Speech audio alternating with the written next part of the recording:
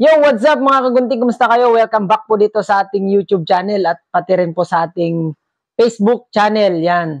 Siya nga pala mga kagunting, meron akong gustong i-share sa inyo. Nakakita na ba kayo ng lalagyan ng mga gunting, ng mga gamit para sa paggugupit?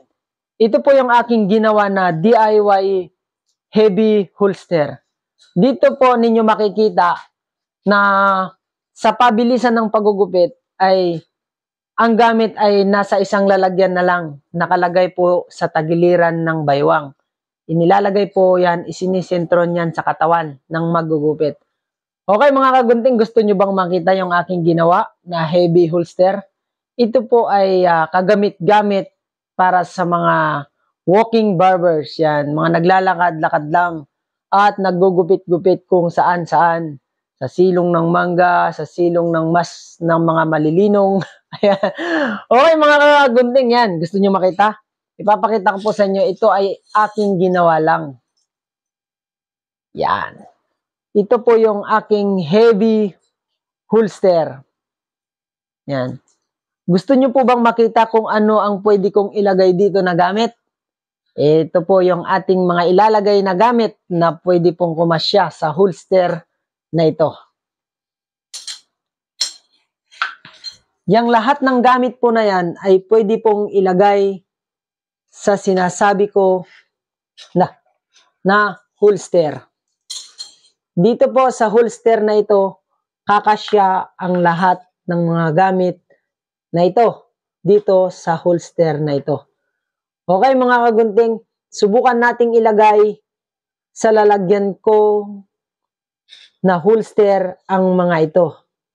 Panoorin po ninyo at ilalagay natin ang mga ito. Okay. Unang-una mga kagunting ay ilalagay muna po natin yung masakit sa mata. Madaling mawala dyan na hindi nakikita. Okay, ilalagay muna natin yung sandalan para makita natin kung paano natin ilalagay. Okay. Yan. Nakikita nyo ba mga kagunting? Napakalikot ng camera. Babaliktarin ko lang po yung ating cam.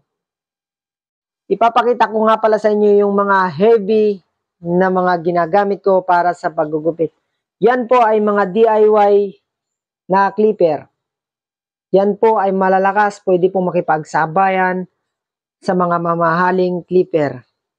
Made in a bamboo lang po yan at gawa sa mga kahoy. At yung lahat ng mga yan, mga kagunting, mga ka-FB, ilalagay ko po sa holster na ito. At ang holster po na ito ay inilalagay naman po sa baywang ng mga gwapo. Gwapong magugupit. Mga magtutubigan na magugupit. Okay mga kagunting. Gusto nyo bang makita kung paano natin ilagay itong mga ito? At ito ba ay kakasya? Ilalagay po natin ang lahat ng mga ito sa ating holster. Okay. Panoorin po ninyo mga kagunting at ilalagay natin yung mga yan isa-isa. Mga kagunting, ang gamit na ito ay ilalagay natin dito. Unahin po natin ilagay ang ating mga suklay. Dito po yan inilalagay. Mga suklay po, dito natin ilalagay.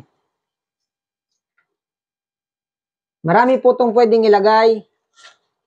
Bibilangin po natin. Isa, dalawa po, tatlo. Ito po yung ating DIY toothbrush, fade brush. Apat. At ito naman po yung ating madumi na clipper dahil nagamit na. Kagamit-gamit po kasi. Ilalagay natin dito. 5. Patay po natin. 5. Ilagay natin dito. Ito po yung ating trimmer, heavy trimmer. 6. At ito naman po yung ating triple speed.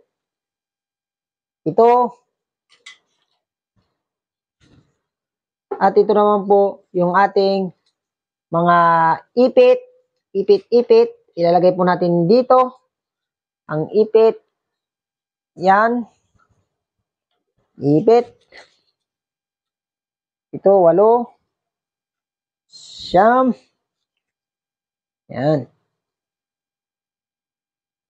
10. 11. Ito naman po, 12. Trimmer po din yan. Malakas po yan. Dito po yung ating gunting. Mamaya na po natin bilangin. Nalimutan ko na. At ito naman po dito. Yan. At ito naman po, baby oil. Oil ng blade. Ba't dyan yun? Ilagay po natin dito. Yan. At atin pong shaver dito. At ito pong ating pangpaligo, sprayer dito. At yung pong ating trimmer dito.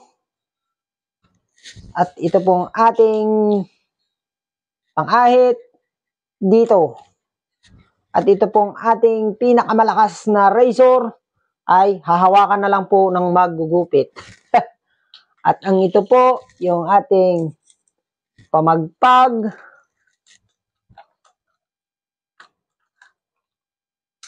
Napakabigat po nito kung talagang titignan ninyo.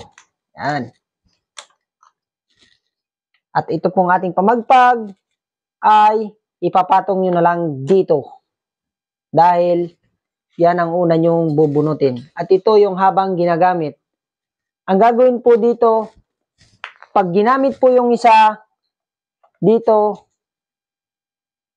pwede nyo na po itong ipalit agad dito habang ginagamit po yung isa. Yan. Pwede po yan ilagay dito. Yung isa. Yan. Nakikita nyo po ba yung mga trimmer na yan?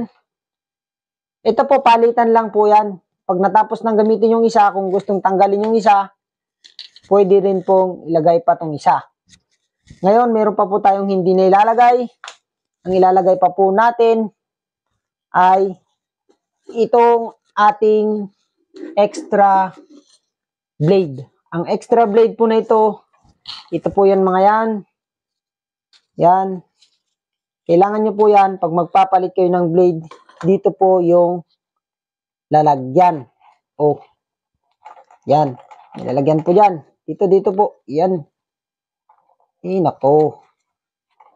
Dito na po yung lalagyan ng blade. Yan. At meron pa po tayong ilalagay. Wait lang. At lalagyan pa po natin ng pala.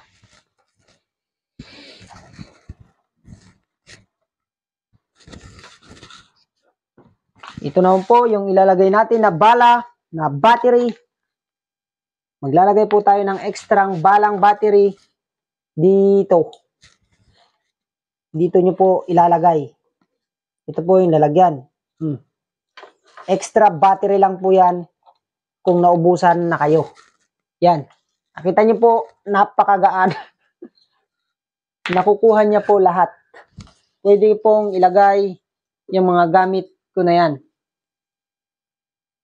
Okay, nakita niyo po mga kagunting, paharap natin ito. Yan. Napaka-heavy. Heavy.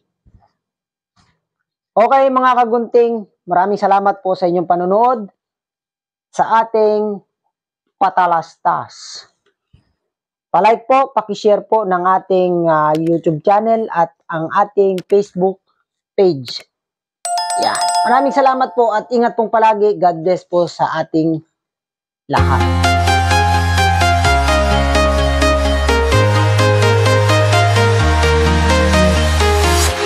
I'm walking alone, the streets are empty. The only thing I can see is my own silhouette.